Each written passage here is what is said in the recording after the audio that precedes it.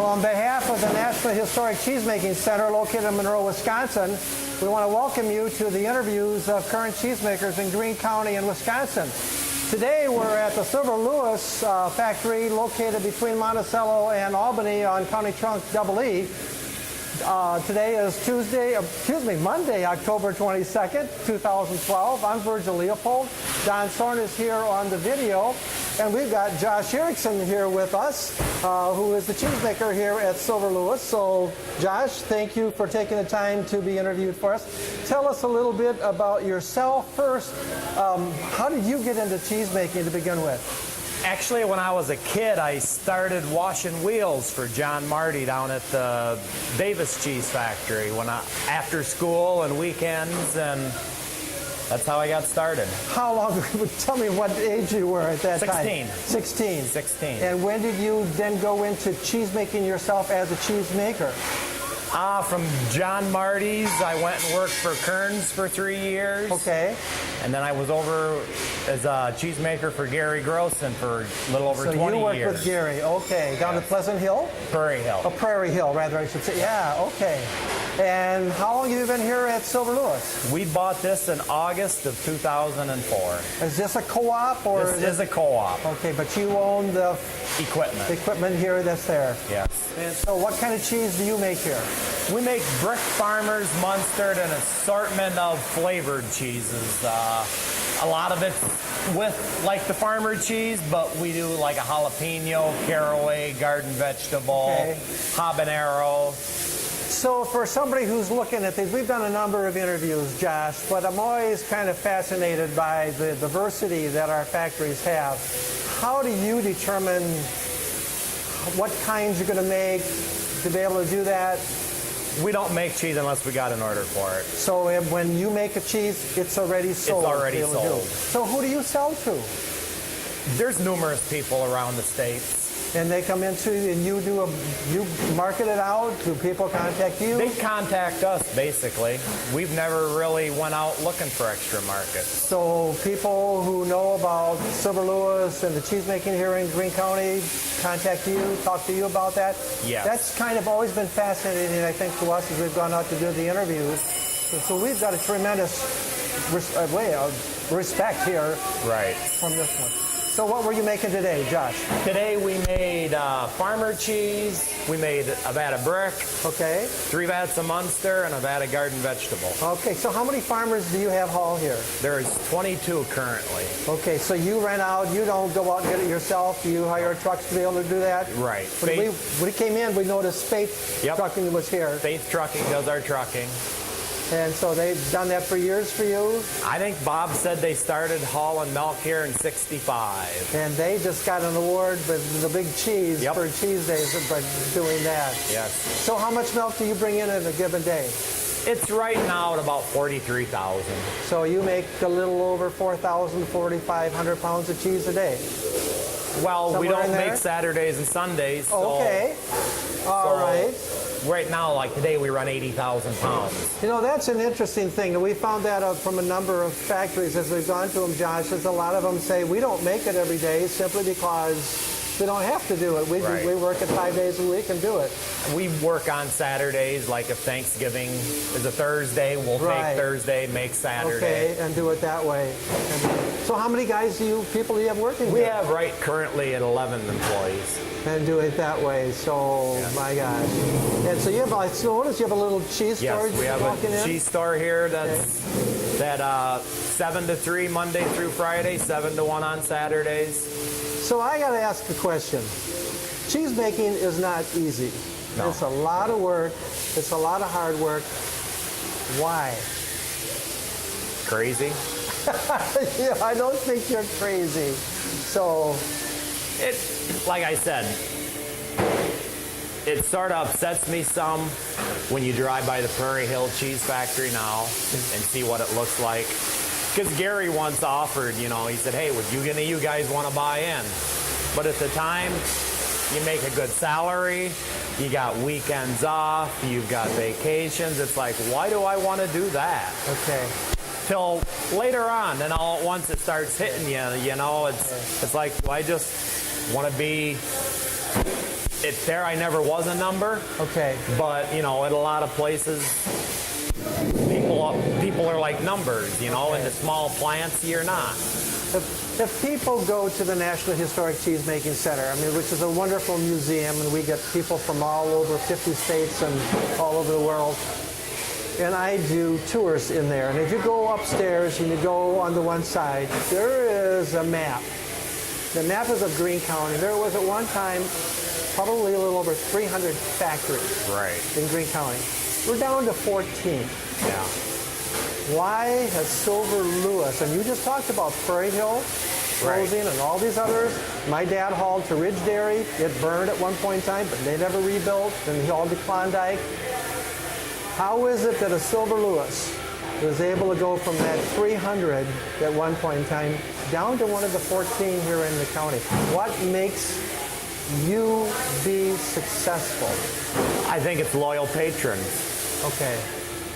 And it's what it takes is loyalty from them. I mean, you're going to have good times, you're going to have bad times, but to stick with it. Okay. So how many of those farmers have you had your entire time here? I would say when we come here, we had 8 patrons. Okay. Those 8 are still here, and we've picked up other ones. Is it getting tougher now? Because as you drive around the country, you see fewer and fewer of the individual family farms. Yes. How tough is it getting for people like you to be able to maintain that with these? Yeah, there's not near as many farmers starting up. A lot of nice buildings, but they run the land. You know, because milking's a 7-day job, you know, twice a day, and a lot of them don't want to do it. So what's the future of cheesemaking if this continues in this way? I don't really know. Like I said, what helps us here is we make kosher cheese. Okay. So the revenue that comes in from the kosher cheese, I split with my patrons. Okay, explain that whole thing of kosher cheese. Kosher cheese is cheese that we make for the Jewish, for the kosher people. Okay. They go to a farm, they watch the cows get milk, they truck the milk here, and then hire us. We charge them a per pound make rate, and we make cheese for them. So that revenue that comes in, I split with my patrons. Now that, you know, I guess I never realized that you did that here. How did you get started in that? We used to do it at Prairie Hill. Is that right? It was an account that Gary had, and I won't go into it any further. Right, but I mean, but that's right. And so a rabbi comes here? A rabbi comes here. And they check the farm? They actually get all their milk from up by Green Bay, one big dairy. They can send a rabbi to that farm. They can do a semi-load of milk in 13, 14 hours. Okay. Transport it here. So all the milk that you make for that cheese comes from Green Bay. From Green Bay. Yes. And bring that down daily to you. Once a week. Once a week. Once so a they week, store one it up load. there and they bring it down here. So it's all blessed and going down here. And like I said, that's a few years ago when we started it, it was good profit because it helped subsidize the factory. Sure. But we needed more room, so that's when we went to our patrons and asked about putting on our addition that we did 4 years ago. So now that gives us a lot more room because you have to have segregated tanks for their cheese. We can't use them for anything else. Okay.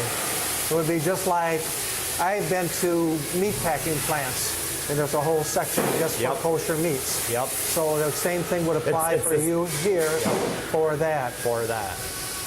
Are you the only factory here in Greene County that does kosher cheese? There's other ones that do it also. Maple Leaf makes kosher cheese. The Depler factory still makes Swiss cheese for them. Klondike makes feta. Josh, I'm glad you said something because I had no idea that that was going on, and I'll bet you the majority of people don't have any idea that that kind of thing. That is wonderful. So is there a different process that you must use? It's the same process. Same process. We have to use a special culture and a special rennet that's made for Passover. Okay. And like I said, the rabbi has to be here. He has to add the ingredients to it. So when it comes in and you make that cheese, then you must actually have to store it in a separate place then too, or is it going to... After we package it, it sits here, and then the following Monday it gets shipped right out. Okay, so it's marked that so everybody knows what it is and they can be able to do that. Yes. That is really interesting. I just think that's really fascinating. That's a great story, Josh. And that's one that needs to be told because a lot of people just don't have any idea that goes on here. So what's your future? I mean, where do you go with all this thing? I don't know. I really don't know. It's like I say, we're still enjoying it. Okay. So, and your wife Carla works right here with you, and we're going to interview her too because I want to get into her a little bit of the history of Silver Lewis and how it got its name, because I know that's kind of an interesting story, I think, in itself. Right. Because again, I've known the Silver Lewis name for a long time. I never realized how it got its name. So those names ring a bell to me because I'm of that age, right? I know that. So, so she can talk about that a little bit. Yeah. So I'm always curious. Is cheese making in Greene County always going to be successful, do you think? What makes it successful? It should always be successful because we have a lot of master cheesemakers, which I'm not one of yet, but maybe someday. Have you thought about that? The wife has been thinking, pushing, prodding, however, but... Why don't you explain that program a little bit? What is, for those who may have not seen another one of our DVDs, we've talked about it in others, Josh, but why don't you explain that a little bit? It's a 2-year process where, like, when I started to get my cheesemaker's license, I took a short course. Okay. I would have to retake all those short courses. Okay. So there's numerous courses on pasteurization, cheese making, sanitization, and what it does is it refreshes your memory of that. Okay. And after, I believe there's 7 or 8 categories of short courses that you take, which would take approximately 2 years. They've actually put together a board where they give you a test and would like you to write it out as not really as complicated as you can, but as thorough as you can. Okay.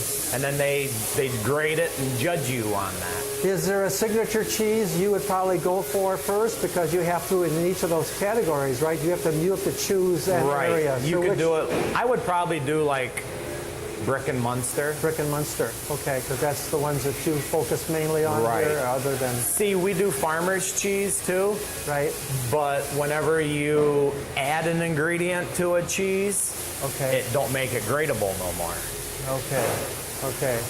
So, explain farmer's cheese, because a lot of people looking for maybe a little different kind of cheese might want to look at farmer's cheese. What is farmer's cheese? Farmer's cheese is real close. It's related to like the Brick and the Munster. But we reduce the fat with low powdered milk. So as long as we're adding that powdered milk, it changes it. So it's a little lower. It's a little lower in fat. And so if there's a person out there that's looking for that kind of cheese, that's a good cheese. That's a good cheese for that. So, okay. Well, Josh, anything else about this factory before we get Carla in here and we do her interview? Well, like I said, we were very proud of our patrons when they put the addition on 4 years ago. It's all bought and paid for now. So hopefully this spring we're looking to do another one, which would go out on the front side. Is that right? I see the guys are just cleaning up today, so Yes. you're all done. So what time do you start making cheese in the morning? My brother Jay is the startup guy. He starts Okay. up at 1 in the morning. 1 o'clock in the morning. See, good people don't understand that. Yes. It's pretty much an all-night thing Yeah. to be able to get it done. So they're just cleaning up, and you'll finish up and then get ready for tomorrow. Get ready for tomorrow. Okay. And what are you making tomorrow? Tomorrow we have to do some cheddar curds, some Munster, some tomato basil farmers. Just, And again, it's all sold. yep, Oh, wonderful. there's a home Josh, for it. thank you so much. We'll stop here. Then we'll get Carla in. I'm going to know her role here Okay. at Silver Lewis, and then also have her go in a little bit of the history of All right. this factory and do that. So thank you so much. Thank you. Great. Well, before we go get Carla, Okay. Josh, Don was looking through here and he said, we've never had a picture of this in any of our DVDs. You want to explain what these tanks are? And These here are holding tanks, which we store our milk in. Like I was saying, since we don't make Saturdays, Right. we store Friday, Saturday, and Sunday in Okay. numerous tanks. All right. When we come in on Monday, we use Fridays and Saturdays milk up right away. Okay. That's what we have planned for the day. Is Gotcha, Fortune. So that was Yep. today. Okay. Yep, that was today. So now tomorrow, which is Tuesday, You'll go back. we'll use Sundays and Mondays. Okay. And by Wednesday, we're caught up to just the milk that comes in. Okay, people watching this who have no idea about cheese making are going to say, doesn't that hurt the milk to be stored for that amount of time to be able to make it into cheese? No. The answer is it's very simple. The tanks nowadays have compressors with agitators on to keep them cool. Okay. 3 years ago, we went through and put timers on them. So every tank in here will stir for 15 minutes once an hour to bring that butter fat down. Okay, in. so it's even, so it Yep. doesn't settle on you. And Yep. Okay, wonderful. Thank you much, Josh. Now we'll go get Carla. Okay, we've got Carla Erickson here with us. So Carla, thank you very much. We're You're standing welcome. in front of your cheese store, I Cheese take store. it. Yes, so it is. what are the dates or times and that type of stuff? The cheese store is open Monday through Friday. Okay. From 7 in the morning till 3 in the afternoon. Okay. Saturdays from 7 in the morning till 1 in the afternoon. So And we are people just closed can on- come here and just buy. But I see a really Yes. wide variety. So not all of these are your cheeses, I take it. All the or ones that, on that board in particular, all the ones that are in the blue, are we your, make here. Is that right? You make that kind of variety Yep, that's here. we Because do. Josh was talking about that. And I think that's really interesting because we've done a number of interviews with the factories and Mm-hmm. the cheesemakers. The diversity of cheese that comes out of our Greene County factories is just pretty amazing. It is phenomenal. So what's your role here? I do a lot of the bookwork. Okay. I do help in the cheese store, in the Okay. making room, in the Okay. packing room, Okay. the inventory, trying to keep everything stocked. So it becomes a family affair, isn't it? is a family affair. I think it's pretty Yes. neat. Now, one of the things that I just mentioned to Josh about is the name of Silver Lewis. Mm-hmm. Where does that come from? My understanding, Okay. when we took over, back in 1897, the Silvers and the Lewises were two local families Okay. from this area. The Lewises had the land, All right. and the Silvers, I can't say that they were the cheesemakers, but they started Okay. the cheesemaking business. They did they had a farm with all the milk. There's still and the they are Silver still Road, there. and the Silver Yep. Farm is still there. And they Okay. still bring their milk here. Is that right? Yes. So So- that goes back before to the 1900s. That is 1897. amazing Yep. to me. Yep. So I see my brother-in-law and sister, Wilbert and Dorothy Christian, just live up the Mm-hmm. road on Silver Road. So I remember coming here as a young boy with Yes. them, and when they get some cheese and be able to do that. So Yep. what's the future here? What's the future of cheesemaking? I asked that question of Josh, and why you stay into it, and his one comment was, that's because we're crazy. Well, I don't quite think that's totally true. Why are you guys still in it? That's a lot of work. It is a lot of work, but it's something that we both enjoy doing. Okay. Our children were involved in it. Most of our families are in here. Okay. In a sense, his brother makes cheese with him. He was My saying sister Jay's works the here. startup Yep. guy, comes here at 1 o'clock in the morning. He's the guy that gets Yep. everything rolling for you. And so that's another thing people don't understand is, Yeah. is the amount of time. Hours that it takes. And did you grow up in a cheese factory? Did No. you on a farm? Nope. No farming background, no, No farming cheese making, no. but you met this guy who was into it, and Yep. that's what you're doing. That's how I got into it. Correct. Because of that. Yep. Okay. All because of him. That's pretty wonderful. Yep. A question that, and again, I'm going to ask you the same question, okay? And I do tours at the National Historic Cheesemaking Center, and to me, one of the highlights to me of the tour is to take them back and show that map of Greene County where we had 300 and some factories at one time, down to 14. Yes. Why are you guys still in business? I think a lot of it is dedication, trying to work with the people, Okay. giving them what they're Okay. looking for Okay. in that sense. And when you know? say that, because Josh said when you make cheese here, it's already sold. Right. When the day you make it, you know where it's going. Right. Do you get involved in the marketing of that? How? Somewhat, yes. Okay. Yes. But he said basically people contact you. Right. And you've got the reputation now to be able to do it.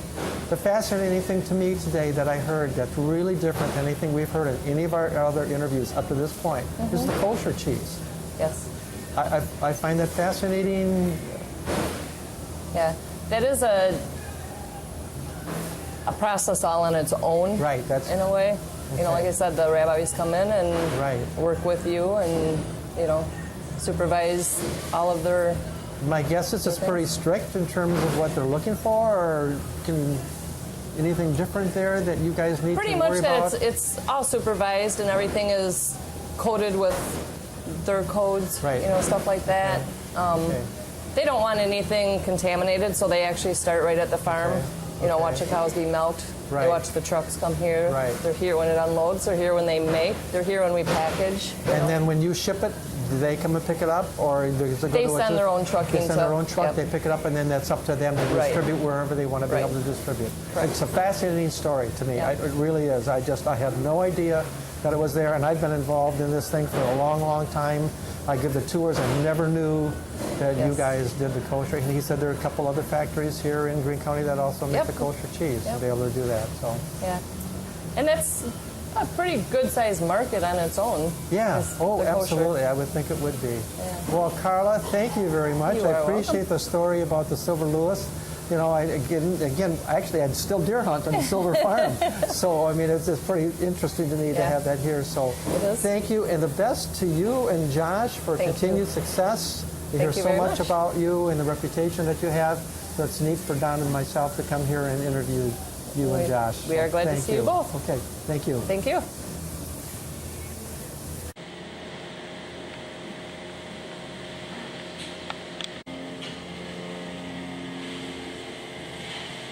Hold still, you.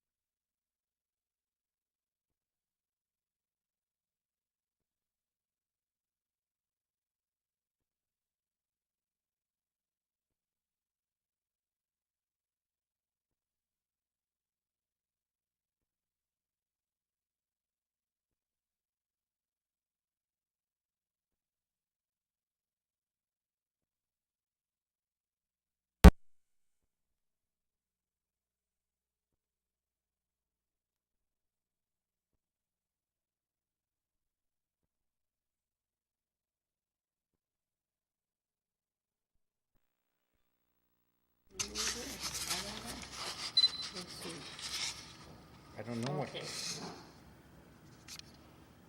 But I don't know what I put on. No, I don't think you should. I don't think I need to do anything. I think the tape's all done. Enter, go to the DVD menu. I'm done. Push Scroll stop. down to- Push yeah, stop on the DV player. Okay. Push yeah. the stop button on the DVD. Why is it? Which you did. You did put the stop, didn't you? On You the did push stop on Oh, DVD. no, I didn't. Shoot. Or what? No, I didn't.